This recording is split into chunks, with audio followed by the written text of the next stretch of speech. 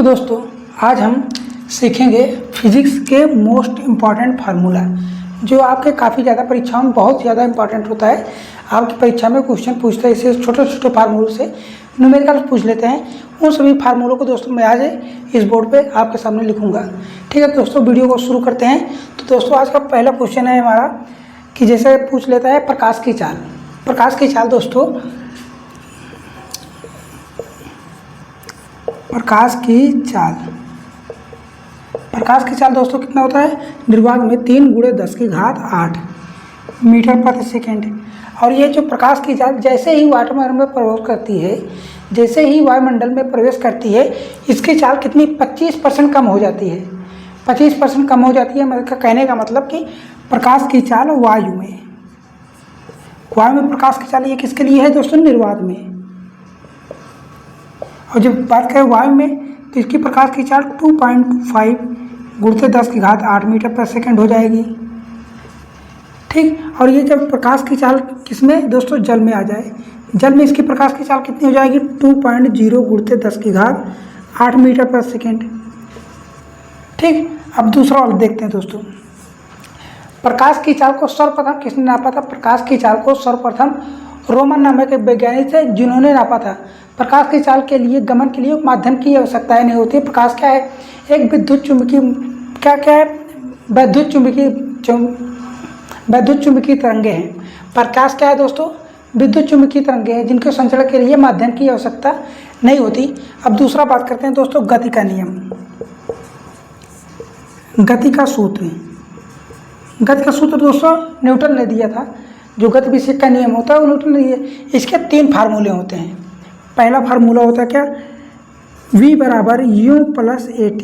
v = u + at। ये क्या है, अंतिम वेग है, ये प्रारंभिक वेग है। ये क्या है दोस्तों, ये हमारा त्वरण है, एक्सीलरेशन। और t होता है दोस्तों टाइम। ठीक, और दूसरा वाला क्या होता है, s = ut + ½ है 2t - 1। ये होता है s = ut + ½ है 2t - 1। और तीसरा वाला होता है v² = u² + 2as। और यस क्या है दोस्तों, यस इसमें क्या है, दूरी। यस क्या है, दूरी। अब v का पता चल गया, u का पता चल गया, a और t, और जो यस बच रहा था दोस्तों वो क्या है, दूरी है। ठीक, और क्या तीसरा, और देखते हैं तीसरा वाला दोस्तों। तीसरा वाला जैसे मान लेते हैं दाब का फार्मूला। दाब का फार्मूला क्या होता है, दाब को क्या बोलते हैं, बल। P प्रेशर, दाब को डिनोट करते हैं P से। इसका फार्मूला होता है बल बटे क्षेत्रफल। बल बटे क्षेत्र मतलब कितना फोर्स लगा रहे हैं। जैसे कोई लोहे की कील हो, उससे दीवार पे गाड़ना कितना आसान हो, क्योंकि दोस्तों उसका क्षेत्रफल कम होता है। जितना कम क्षेत्रफल होगा उतने कम दाब पे हम उस अंदर को क्या कर सकते हैं, उसे प्रेस कर सकते हैं। तो क्या होता है, बल बटे क्षेत्रफल। बल बटे क्षेत्रफल क्या, यह बाई है, P = F/A। ठीक, ये बल का और दाब का हो गया। आगे देखते हैं दोस्तों। आगे होता है जो गुरुत्वाकर्षण का फार्मूला होता है, गुरुत्वाकर्षण बल। इसे ही आपको गुरुत्वाकर्षण बल बराबर होता है G m1 × m2 / r²। G m1 × r² होता है, गुरुत्वाकर्षण बल का होता है। और इसी में रिलेटेड होता है दोस्तों G, स्मॉल g, जिसे बोलते हैं गुरुत्वीय त्वरण। गुरुत्वीय त्वरण का फार्मूला होता है दोस्तों G m × r²। क्या, r²। अब दोस्तों इसमें भी फार्मूला होता है, जैसे आ जाता है, एक 5वां लिख दें किसका, घनत्व का। घनत्व बराबर क्या होता है, द्रव्यमान बटे आयतन। द्रव्यमान बटे आयतन। इस द्रव्यमान को क्या लिख सकते हैं दोस्तों, m/v। इसे इसका फार्मूला क्या बन जाएगा, किलोग्राम बटे मीटर क्यूब। इसका क्या बन गया कि द्रव्यमान, ये घनत्व का मात्रक बोले तो किलोग्राम बटे मीटर क्यूब, और इसका जो फार्मूला होगा द्रव्यमान बटे आयतन होगा। ठीक, और छठवां बात करते हैं दोस्तों। छठवां होता है लोलक के लिए, जो सरल लोलक का आवर्तकाल होता है। सरल लोलक के लिए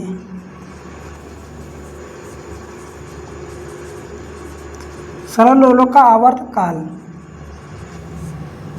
टी बराबर 2 पाई अंडर रूट में कितना होता है, L/G।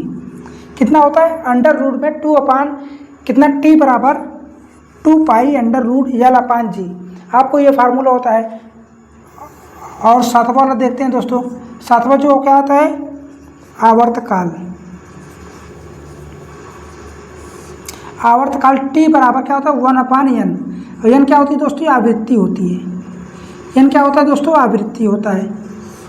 ठीक, ये कितने फार्मूले हैं दोस्तों, 7 फार्मूले। और फार्मूले हैं दोस्तों, जैसे 8वां फार्मूला ले लेते हैं। क्या होता है, बल। बल बराबर होता है m में द्रव्यमान इंटू,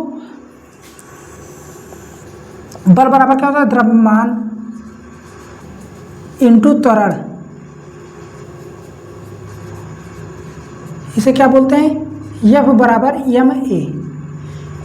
ये क्या है, फार्मूला है। ये इसमें बल का व्यंजक पूछ ले कि बल का व्यंजक न्यूटन के दूसरे नियम से आता है।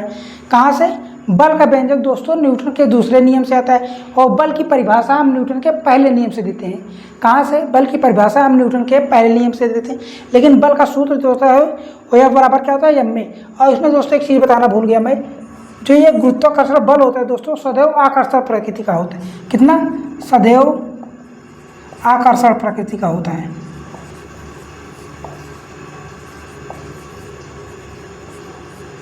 सदैव आकर्षण प्रकृति का होता है। अब इसमें दोस्तों ये G आता है। इस G का मान पूछ लेता है एग्जाम में। इस G का मान कितना होगा, इस G का मान होगा 6.67 गुणित 10⁻⁻11। किसका, न्यूटन मीटर स्क्वायर बटे किलोग्राम स्क्वायर। कितना, 6.67 न्यूटन मीटर स्क्वायर बटे किलोग्राम स्क्वायर। और पूछ लेता है कि ये जो मान है, यह मान किस व्यक्ति ने दिया, किस वैज्ञानिक ने दिया। लेकिन पूछते जैसे ये गुरुत्वाकर्षण, इसकी खोज किसने की, तो इसकी खोज, गुरुत्वाकर्षण बल की खोज दोस्तों किसने की, न्यूटन ने की। लेकिन इसके मान की हम बात करें, ये वाला मान, तो इस मान की खोज दोस्तों हेनरी कैवेंडिश ने की। किसने की, हेनरी कैवेंडिश। किसने की दोस्तों, इसकी मान की खोज हेनरी कैवेंडिश ने की। तो दोस्तों यहाँ तक हो गया। आपको कहता हूँ एक स्क्रीनशॉट ले लीजिए, एक इसका स्क्रीनशॉट ले लीजिए। इसके बाद में थोड़ा और लंबा बताता हूँ क्वेश्चन को। स्क्रीनशॉट आपका हो गया, अच्छी बात है। अब दोस्तों आगे देखते हैं, कहाँ 3 तक हो गया। अब आगे देखते हैं। आप फिर रिवीजन भी करते रहिएगा ऐसे इसी साथ में। अब कितना, 8 तक हुए। अब 9वां फार्मूला क्या होता है दोस्तों, भार का। भार क्या होता है दोस्तों, भार हमारा एक प्रकार का बल होता है। भार क्या होता है, एक बल होता है, जिसे हम क्या बोलते हैं, F बराबर mg। इसे भार को हम किसे डिनोट करते हैं, अगर किसी द्रव्यमान में हम उसके गुरुत्वीय त्वरण से मल्टीपल कर दें तो क्या बन जाएगा, उसका भार बन जाएगा। तो इसके भार का मात्रक क्या हो जाएगा दोस्तों, न्यूटन हो जाएगा। क्या हो जाएगा, न्यूटन। और भार पूछे तो दोस्तों क्या, एक सदिश राशि है। भार क्या है दोस्तों, एक सदिश राशि है। और इसमें दोस्तों क्या, 10वां। अब पूछते हैं वेग या चाल। वेग या चाल का सूत्र है, वेग या चाल। तब दोस्तों चाल क्या हो, वेग जो होता है दोस्तों एक सदिश राशि है। वेग क्या है, एक सदिश राशि है। और जो चाल दोस्तों क्या है, अदिश राशि है। चाल क्या, अदिश राशि। लेकिन इन दोनों का जो सूत्र होता है वह सेम होता है। चाल क्या, दूरी बटा समय। दूरी बटा समय, ठीक है, दूरी बटा समय। अगर जब ये वेग की बात करें तो वेग में क्या आता है, वेग में आता है विस्थापन। वेग क्या होता है, विस्थापन बटे समय होता है, विस्थापन बटे समय। लेकिन दोनों का मात्रक जो यूनिट होती है दोस्तों क्या होता है, मीटर प्रति सेकंड होता है। क्या होता है, मीटर प्रति सेकंड होता है। आपको ये चीज़ याद रखना है। वेग क्या है, एक सदिश राशि है। चाल क्या है, अदिश राशि है। जो वेग का फार्मूला होता है विस्थापन बटे समय होता है, और जो चाल का फार्मूला होता है तो दूरी बटे समय होता है। ठीक है, अब बात करते हैं 11वें की। 11वां क्या होता है दोस्तों, त्वरण। त्वरण को क्या बोलते हैं, एसिलरेशन। ठीक, इसे त्वरण का मात्रक क्या होता है, वेग परिवर्तन की दर को हम त्वरण कहते हैं। क्या कहते हैं, वेग परिवर्तन की दर को हम त्वरण कहते हैं। वेग परिवर्तन मतलब v minus you by T. तो v क्या है, v मैंने जो गति का नियम बताया था उसमें v का दिया था, इसका अंतिम वेग है। v क्या है, अंतिम वेग है। और v u जो है प्रारंभिक वेग है। और t क्या है, समय। अब v का मात्रक क्या होता है, मीटर प्रति सेकेंड। कितना मीटर पर सेकेंड। इस दोनों का अंतर करेंगे दोस्तों, प्रारंभिक हो या अंतिम, अंतर के तब भी उसका मात्रक कितना बनेगा, जो बटे में समय है इसका समय का मात्रक भी तो समय इतना है, तब इसका मात्रक क्या बन जाएगा, मीटर प्रति सेकेंड स्क्वायर। क्या बन गया दोस्तों, मीटर प्रति सेकेंड स्क्वायर। और ये त्वरण है दोस्तों, ये क्या है, सदिश राशि है। त्वरण क्या है दोस्तों, त्वरण जो है दोस्तों एक सदिश राशि, वेक्टर राशि है। ठीक, अब बात करते हैं 12वां फार्मूला। 12वां फार्मूला क्या होता है दोस्तों, अभिकेंद्रीय बल। अभिकेंद्रीय बल, अभिकेंद्रीय बल। अब केंद्रीय बल F बराबर क्या, mv स्क्वायर। क्या होता है, mr स्क्वायर, mr स्क्वायर। ठीक है, देखिए इसका जो ये ऐसा होता है, आपको क्या कहीं भी गिलास वगैरह बाल्टी में, आप क्या कहीं बाल्टी में आप पानी भरते हैं तो उसमें क्या होता है, पानी भरा है, लेकिन आप बाल्टी क्या कहते हैं, ऐसे राउंड करके घुमाते हैं, राउंड करके घुमाए, जो राउंड हो जाए दोस्तों ये उसके आर को डिनोट करता है। और जो बाल्टी में हमारा मटेरियल भरा हुआ है, जल है या कोई भी है, उसकी क्या है, वो किलोग्राम में है। ठीक, तो ये जो आर में रेडियस में हम घुमाए हैं, तो वही आर दोस्तों ये है। क्या हो गया, अभिकेंद्रीय बल का सूत्र क्या होता है, mr स्क्वायर। ठीक है, और 13वां फार्मूला क्या होता है दोस्तों, बलाघूर्ण। बलाघूर्ण वेद का एक सदिश राशि। बलाघूर्ण कैसे डिनोट करते हैं, टाउ से। बलाघूर्ण को हम किससे डिनोट करते हैं, टाउ से। टाउ बराबर क्या होता है, F इंटू डी। और जो डी है दोस्तों क्या है, एक लंबवत दूरी है, लंबवत दूरी। लंबवत दूरी कहने का मतलब दोस्तों ये रहा, हमने कहा ये बल लगाया, कुछ इस तरीके से हमने इस पर क्या लगाया, बल लगाया। ये हमने बल लगाया, और बल हमारा कहाँ से कितनी दूरी पे लग रहा है, यहाँ से। ठीक, तो ये जो डिस्टेंस है यहाँ से यहाँ तक का, वो डी है। तो इनके बीच की दूरी क्या है, अगर लंबवत है तब हम क्या बलाघूर्ण लगाएंगे। बलाघूर्ण टी बराबर F इंटू डी। डी क्या है, लंबवत दूरी है। ठीक, 13 हो गया। अब बात करते हैं दोस्तों, अब यहाँ का हो गया होगा, इस तरफ का हो गया, तब इस तरफ का भी मिटा के आगे करते हैं, आगे वीडियो को बढ़ाते हैं।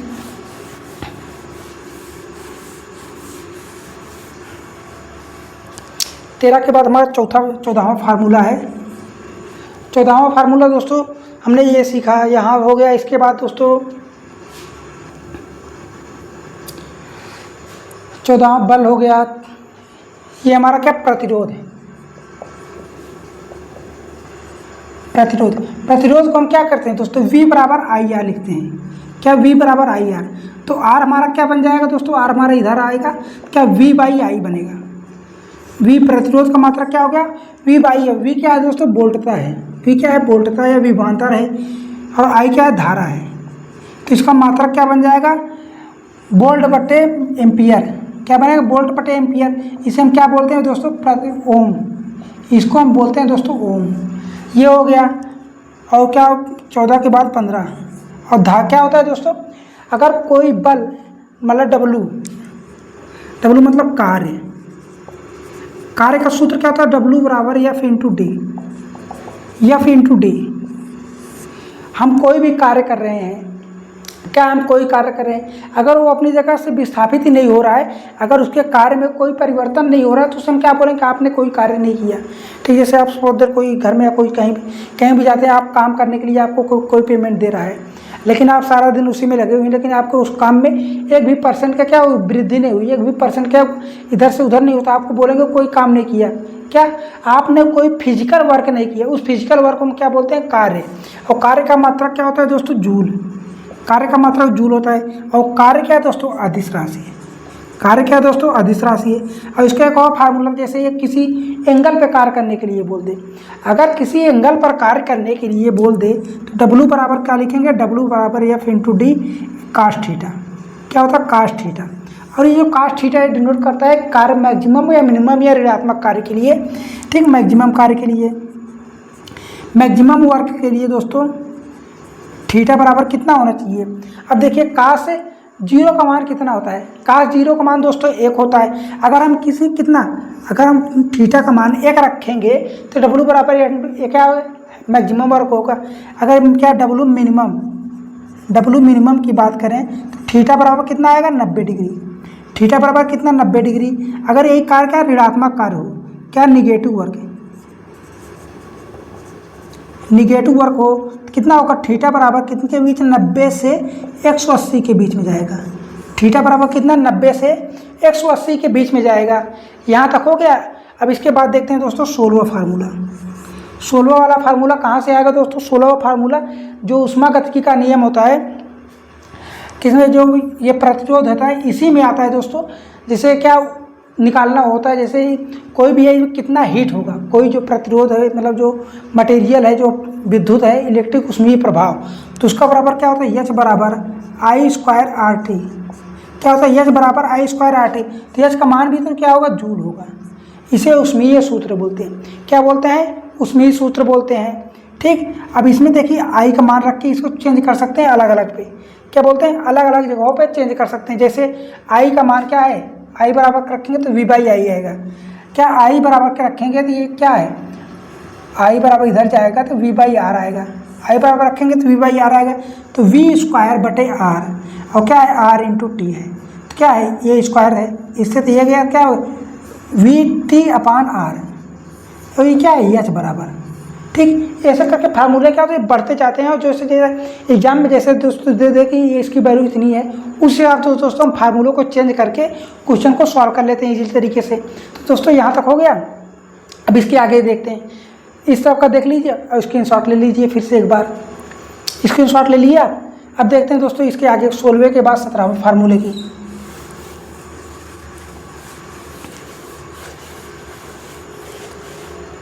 अब 17वां फार्मूला क्या होता है दोस्तों? ऊर्जा का सूत्र। ऊर्जा ऊर्जा दोस्तों दो प्रकार की होती है, एक स्थितिज ऊर्जा और गतिज ऊर्जा। ऊर्जा क्या होती है? दो प्रकार की होती है। एक होती है स्थितिज ऊर्जा, स्थितिज ऊर्जा, और दूसरा होता है गतिज ऊर्जा। ठीक, स्थितिज ऊर्जा बराबर क्या होता है? इसे बोलते हैं दोस्तों पोटेंशियल एनर्जी। पोटेंशियल एनर्जी क्या है? M G H. तो एम क्या होता है दोस्तों? एम द्रव्यमान है, जी क्या है? गुरुत्वीय त्वरण है, और एच क्या है दोस्तों?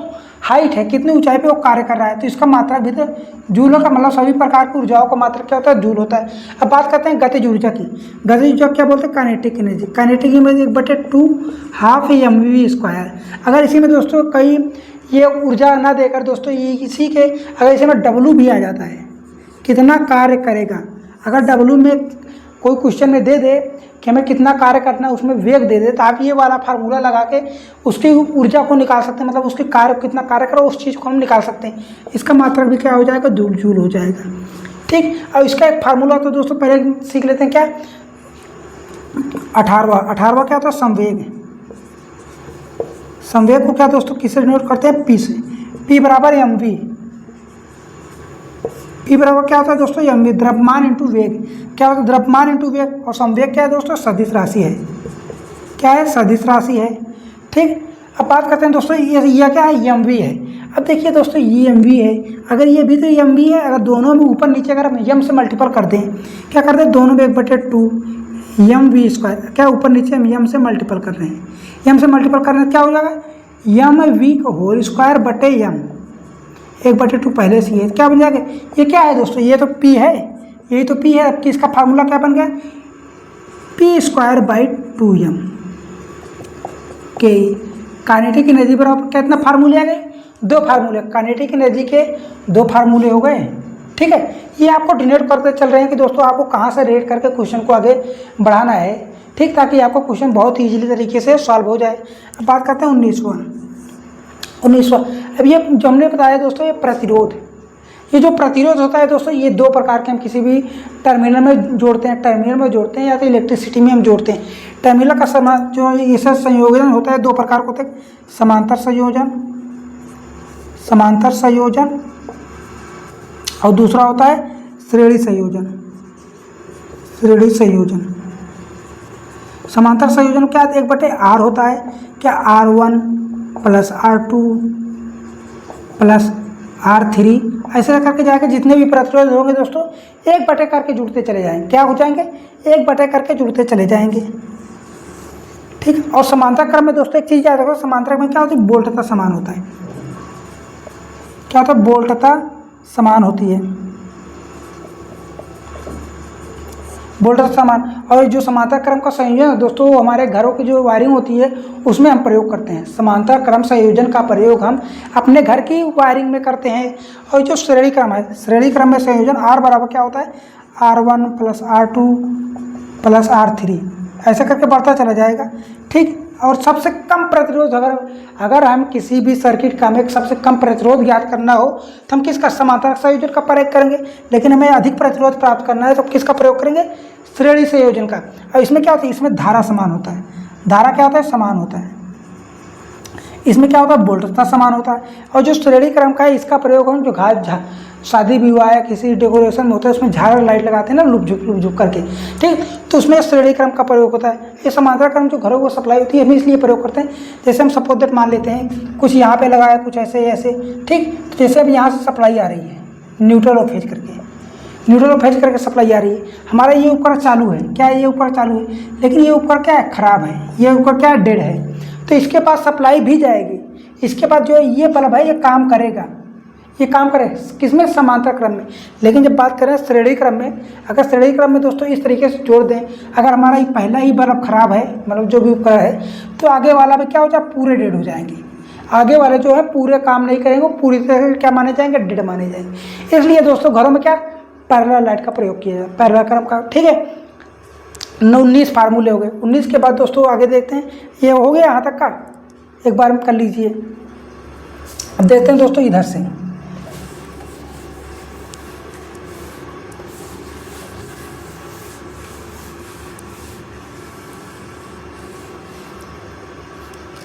उन्नीस के बाद 20।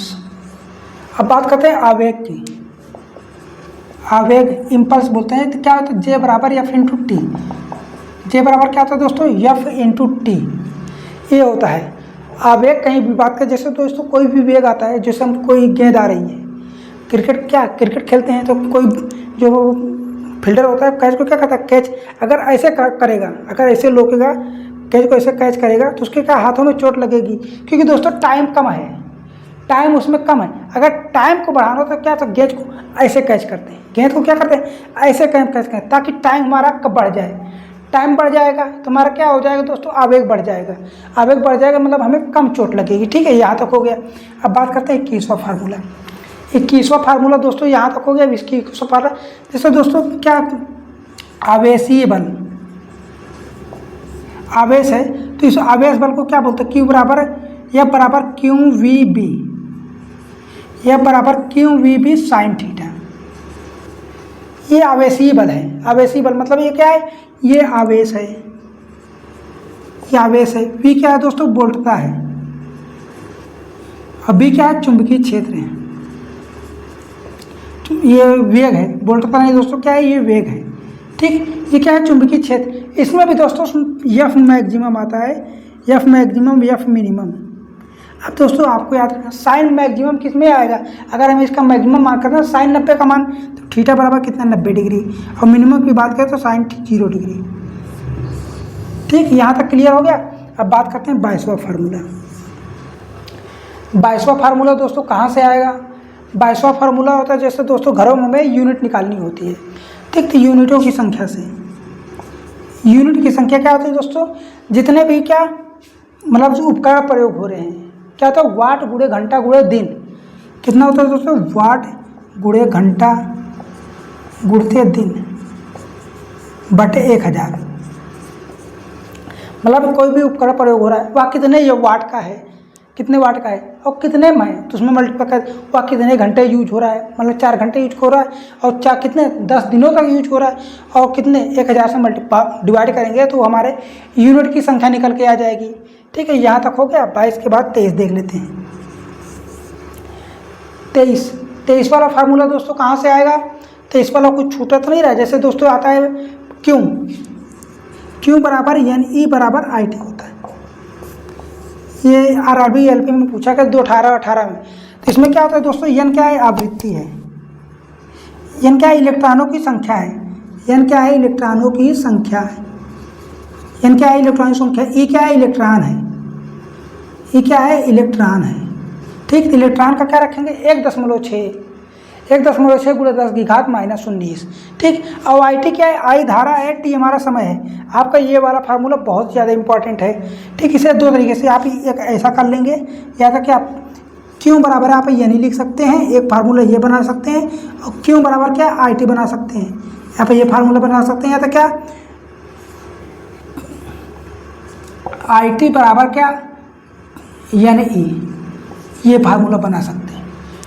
ठीक है। कितने 23 फार्मूले हो गए, 23 फार्मूले हो गए दोस्तों। आशा करता हूँ दोस्तों ये अभी तक कुछ जो छूट रहा है दोस्तों वो भी मेरे माइंड में नहीं आ रहा है, बाकी आएगा तो इसमें जो कुछ क्वेश्चन सॉल्व कराएंगे तो उसमें बता देंगे। बाकी दोस्तों आपको क्या लगता है कि जो मैंने बताया वो आपके एग्जाम की दृष्टि से इम्पॉर्टेंट है? अगर आपको लगता है कि हाँ ये जो मैंने बताया है वो आपकी परीक्षा में बहुत ज़्यादा हेल्प करेगा तो वीडियो को लाइक कर दीजिएगा, और हमारे साथ जुड़ने के लिए चैनल को सब्सक्राइब करना बिल्कुल मत भूलिए। मिलेंगे अगली वीडियो में, कुछ ऐसे इंपॉर्टेंट और मज़ेदार तरीके से पढ़ेंगे, अपने कॉन्सेप्ट को क्लियर भी करेंगे। तो मिलेंगे अगली वीडियो में।